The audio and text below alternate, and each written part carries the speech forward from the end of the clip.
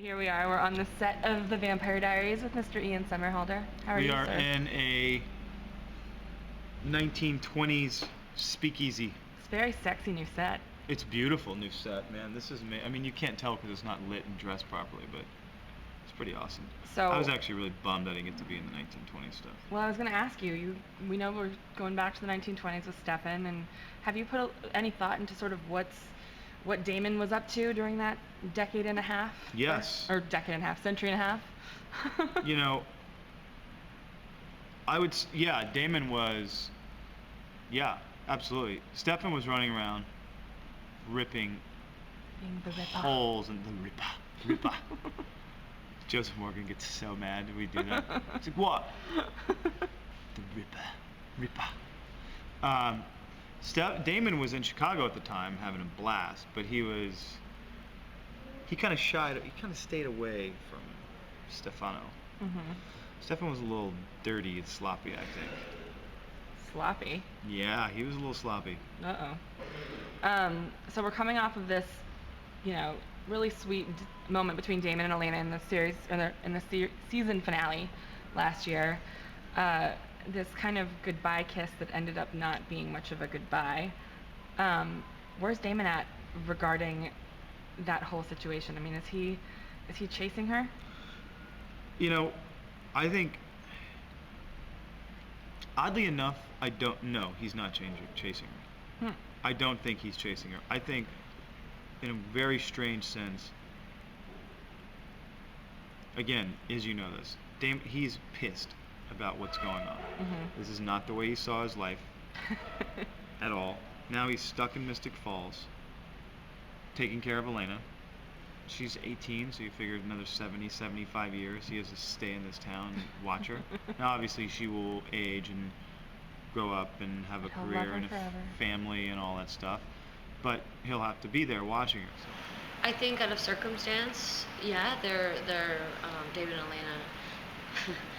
I heard that recently that Delana, maybe that's what we should call it.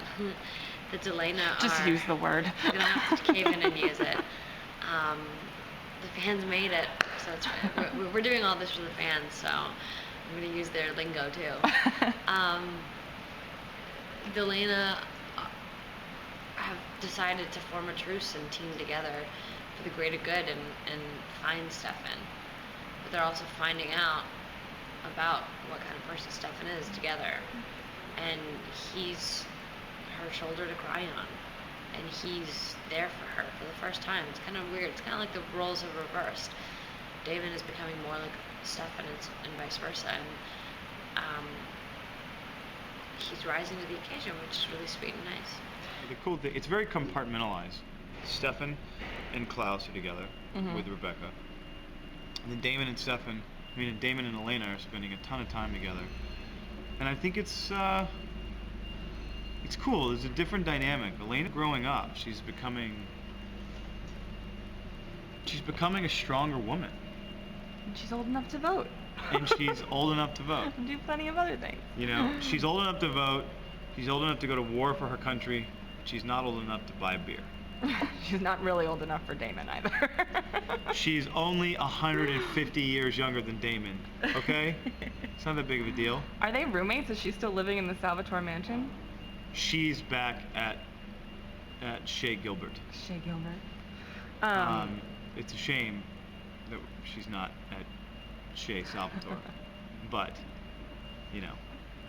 That would have been an odd couple situation. It is an odd couple situation. Being that it's the Vampire Diaries, we can assume that Stefan's going to get a lot worse before he gets better. As he gets sort of scarier and colder and further into his ripperness, is that going to push Damon and Elena together more? I don't know if it's going to push them together more. It's going to put them in a bunch of tight spots together. They are close. I mean, they're really close. It's just Damon will inexorably always do something to screw it up. He'll hurt her, he'll kill her brother, he'll burn her house down. Whatever he does something that is going to really not allow her to fully be able to comprehend. No, let's scratch that. It's not even about being with Damon. Damon is pissed that it's, he can't have this girl. Mhm. A, she doesn't want him, and B, it's his brother's girl. Mhm. So even Damon's not going to stoop that low. He really isn't. So, and he makes a promise to her that he will help her get his brother back. Mhm. And so, but it's great that they do get to spend time together, because I think that Damon gives Elena things maybe that Stefan doesn't necessarily. He makes her smile. It's great to see Elena smile. Mhm. In the course of these storylines, and sort of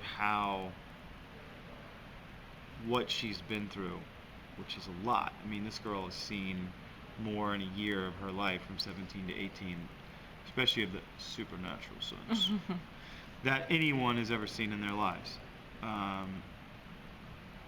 And I think that it's just made her an infinitely stronger person, and she's growing up. And I think that it's great that they get to spend time together, because they do care about each other, and he'll never let anything happen to her. Nina, we just talked to Nina, and she said that sort of despite everything that's going on, there's a point where Elena kind of goes screw it and decides she wants to have some fun. Are we going to see some sort of lighter, happier scenes between them this season? Yeah, that's the thing. She lightens up. I think, again, there's only so much doom and gloom that you can, there are only so many times she can cry before she goes, you know what, screw this, I want to smile. Last season, Damon's arc was very much about being a better man for Elena, and in the finale, she said that she loved him just as he was, or liked him just as he was. I should get that word right. What's his journey like this year? I mean, is he killing people again? Is he trying to be right? He wants to kill people. I mean, he's not this hero guy that he's supposed to be. He doesn't know how to be that guy. He's the guy, when he kills someone, Elena says, Damon, you can't do that. He says, Mhm. I know, but I don't know. This isn't my shtick, man. I mean, seriously, this isn't my thing. So he doesn't want to be this hero. He never is going to be this hero. If he commits a selfless act, and it's to protect Elena, it doesn't make him, a worldwide hero. Mhm. But he does want to protect the people he's closest to, and that's namely her, and he's going to have to protect her from Stefan. How does watching Stefan change impact Elena? Does she change? Yeah, Elena definitely grows and changes within the season. It's sort of her coming of age season, and she's been very reliant and dependent on the men in her life for a very long time, and now that Stefan's gone, she can't fully depend on Damon all the time. I mean, he's trying, but he's Damon. Still Damon. And so it's forcing her to kind of grow up and make her own decisions and fight and become a woman. And so her relationship with herself changes, and her relationship with both the guys change. And seeing Stefan and the way he is and what he does, it's kind of like a rude awakening for Elena. It's senior year. Is she gonna have any fun ever? Is she gonna try? Actually, yeah, she is gonna try. There's gonna be, like anyone, everyone has their breaking point. So she's gonna reach it, and then she's gonna just say, F it. Finally, it's about time.